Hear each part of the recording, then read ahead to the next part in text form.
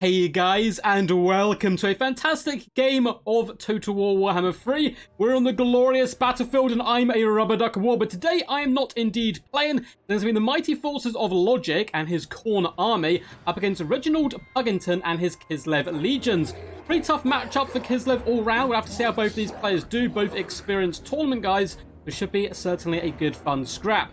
For the forces of Khorne, we do have a bucket ton of ground troops here, so there's a load of Chaos Warriors of Khorne in the front line, backed up by the dual weapons. I'm such a big fan of the dual weapon unit. I think they really got the potential to be quite deadly in almost every matchup. We do, of course, have double cultists with their bloodletter summon. This is very common in most games, to be honest, featuring demon factions, to have the double summon. It's just such a good utility piece. Got some Chaos Furies up in the skies. It looks like on the right-hand side with a bit of a push towards Objective 3, we have the Hellforged Host, Regiment Renowned Exalted Bloodletters, some more Chaos Warriors of Khorne, as well as a Herald leading the battle charge. For the forces of Kislev, they are basically the turtle faction, I like to think of them. They're quite slow and ponderous in the early game. They try to do decent damage to their opponent whilst giving up the objectives, and they do that slow push in the late game to try to double or triple cap. That's how I see them often played.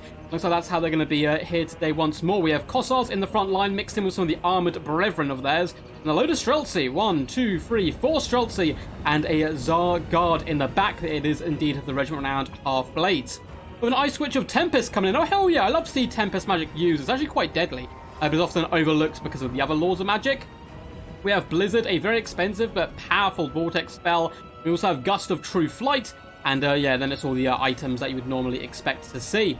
Pretty cool stuff for sure, and it looks like both players are moving up to contest Objective 1 and 2, although Logic's Corner also moving over towards Objective 3. I don't mind this play whatsoever. Leave one unit up here and then rotate the rest around and down the ramp, and you all of a sudden find that you indeed have the high ground, which, if you guys have seen any Star Wars, you all know it is pivotal to victory.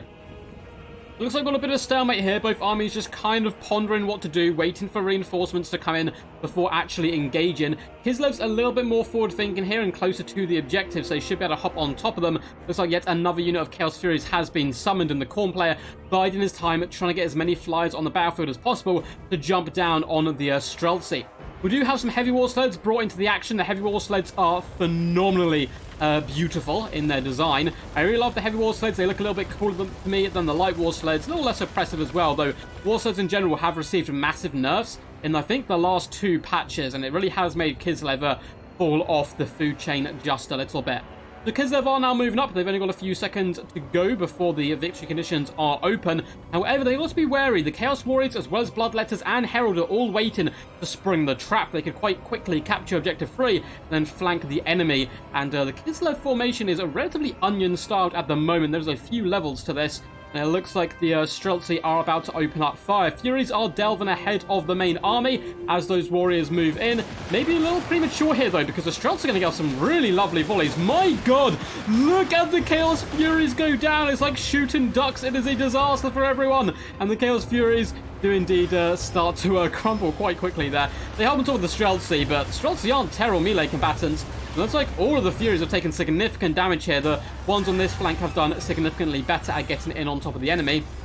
Heavy war sleds do clatter in to the Furies and delete them pretty quickly. It looks like we've got some Dervishes summoned on the battlefield as well to help deal with the Furies. And though they're relatively lightly armoured Dervishes, they can still do a decent amount of work. So the back line was protected. It has allowed the Chaos Warriors, though, to close the gap, getting nice and aggressive now. And we've had some come down from the high ground, and they're now flanked by some rather gnarly Flesh Hounds. They're moving on the Corsairs, looking to rip and tear them to pieces. Streltsy armored Corsairs are lighting up in the front. They need to really focus fire down one unit in particular and then move on to the next. But it does look like the Warriors have managed to invade Objective 1 here.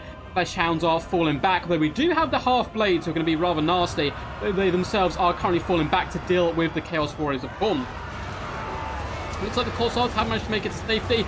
The Streltsy are opening up fire. Nice little shooting range. There's a big tunnel for those Flesh Hounds to move in now and feast upon the souls of the Streltsy. We get our first summon of the day. I'm sure it will not be the last one either, as the mighty Bloodletters are spawned into existence, chasing away Streltsy once more. Here we go. The second unit has popped on once again to shut down the Streltsy. It's so hard to protect these units against Khorne, who are one of the best rush factions in the game. And wherever we look, guns are not firing. They are retreating or in hand-to-hand combat, which is no good for the forces of Kislev. Armored Corsairs were able to capture objective 2 here. They do have a bit of support from the heavy war sleds. I expect them to be able to fend off this push from Khorne, though. I love what the Khorne player is doing right now. Just getting as aggressive as physically possible, driving back these units and forcing them all the way back towards the Kislev deployment zone. Ice Witch likewise has been forced back. We do have double Winged Lancers. No, it is Winged Lancers and the Griffin Legion. I'm so happy they actually get picked now, because they are probably my favorite looking Kislev unit in the game. Them or the Ice Guard are really cool. They're going to load those Lancers and slam into the heavy shield wall of Khorne forces. Horses aren't going to like that, but the men getting trampled underneath their hooves are going to like it even less.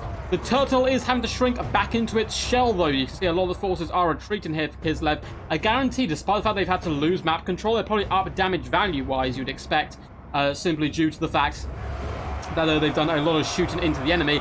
Winged Lancers are now being used, and I like this mobile core coming in from Kislev player, just to overwhelm these units, which are overextended now for Khorne, and they can then push for the objectives. You don't want to lose it too late. It's all good being the turtle, but if the hare doesn't take that nap, you're going to be in trouble.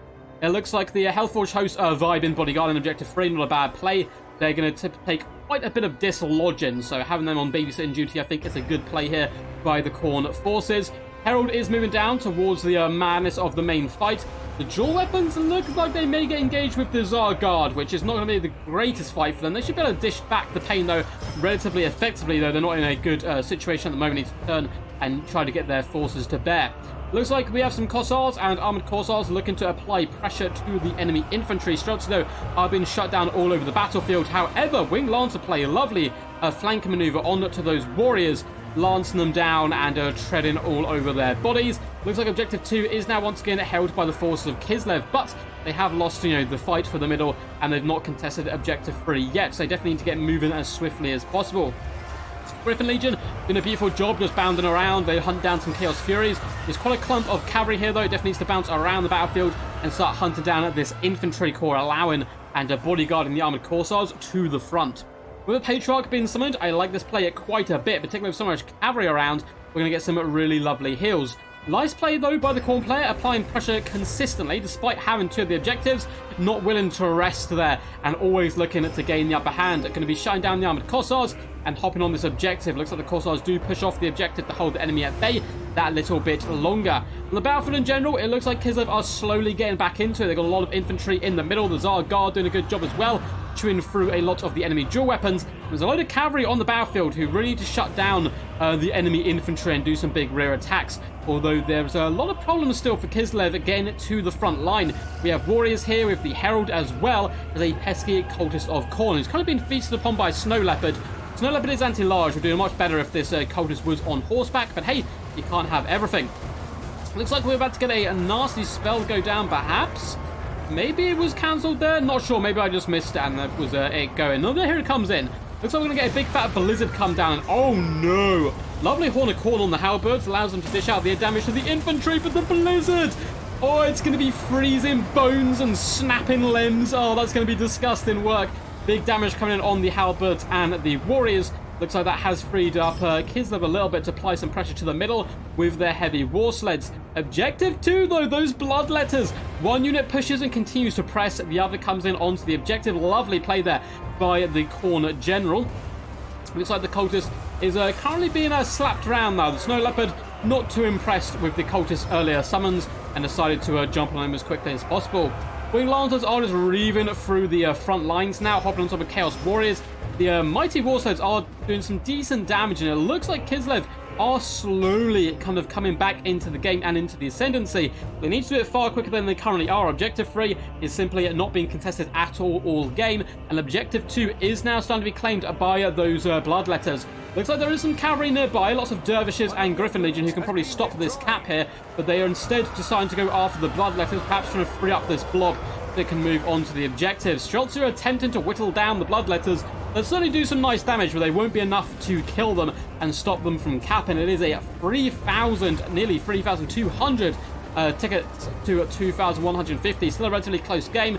Bloodletters, oh, this must be so painful. They have to wait to cap the objective whilst under heavy fire here. There's a load of cavalry as well, which is decimating bloodletters. Needs to get moving and stopping the caps, but no, slightly too late. Now they come streaming in. The Winged Lancers have arrived. They've arrived too late. We do have some Miters of Khorne being summoned in by Mr. Logic here. I like this quite a bit. There's a lot of cavalry on the battlefield, and though there is the pressure of Streltsy and Kossars, a lot of them have been dealt with. So I think the Minotaurs is a smart pick here to help deal with the enemy cavalry. They can even jump on the Snow Leopards relatively effectively. So it looks like there's a bit of a bait and trap here. Snow Leopards jump on top of the Minotaurs, and then the Armored Corsairs do start to fire in. Looks like they're not big fans of that, the Minotaurs, and they force path through. Lovely play there to shut down the pistols. Objective 2 is slowly starting to fall into the hands of Kislev. It is still, though, essentially a triple cap at the moment. We have a Snow Leopard going for Objective 3. He's going to start getting shut down, though, by the Flesh Hounds. It's going to be an interesting fight. Snow Leopard should probably fight this. He is anti-large, but a Horn of Khorne goes down, so he rather wisely retreats there to get out of the killing frenzy of the Flesh Hounds. So real top-tier micro by the Kislev player to recognize that threat and fall back. Objective 2 and 1, though, are both falling into Kislev hands. We still have the Hellforged Host here and the Herald of Khorne. Snow Leopards and Cavalry are just busy hunting down all these units which have been peppering the Kislev back line all day long, but time is really not on their side right now. Lovely use of Flesh Hounds to slow this cap down in the middle. I don't think it's going to be enough to actually stop Kislev capping, but if they can just hold on a little bit longer, they could be in a beautiful position. It is going to be a double cap here, but currently it is still the triple for the Khorne forces. That may not be true for long, though. We have a double Kossars as well as a Snow Leopard going to start applying pressure to Objective 3, which is currently held by Khorne at the moment. Another Blizzard does go down in the middle. Objective 1 is turning in the forces' favour of Kislev. Objective 2 shall also be Kislev's, but it is not quick enough. If the battle went on for another, like, a minute, Kislev probably steamrolled with the Troll Cap, but this time the hare did not take a little nap, and the turtle wasn't able to fully get going. Well played to both these guys. Awesome to have Logic as well as Reginald on the channel, two kind of old school members of the community. And that's certainly a good fun game indeed. Really enjoyed that one. And yeah, I thought it was a close game. Kislev really were focused on trying to kill the units in their deployment zone, which is 100% the way to do it. I thought Reginald actually played a pretty good game. It is a very tough matchup though, and it pushed maybe a little bit earlier and a little more focus on the objectives. He may have had him, but Logic was able to squeeze through just about in the end with a glorious, decisive victory for the forces of Khorne. Hope you guys enjoyed that one. If you did, make sure to leave a big fat juicy thumbs up and subscribe to the channel for more glorious content, and comment down below what you thought of the battle, or if you'd like to leave a funny comment. Logic is also the Khorne player, a YouTuber. You can find him at logic_EU here on YouTube. And yeah, there's also a load of links down below to Twitch, Patreon, and Discord. Massive shout out to all my Patreons as well as YouTube members. They're the ones who keep the channel going. If you'd like to support, you can feel free to find links down below. Or there is, I believe, like a little membership button underneath the videos. And yeah, you can explore and see if it's something you want to do. Discord is also linked down below. That's where you can get your videos cast on the channel. That's where Logic left this one here today. And you can also get involved in live streams, events, and so on. I'm currently still recovering from surgery, so live streams have really gone on hold right now. But hopefully be back soon. Until next time, guys, peace, peace. And as always, stay awesome.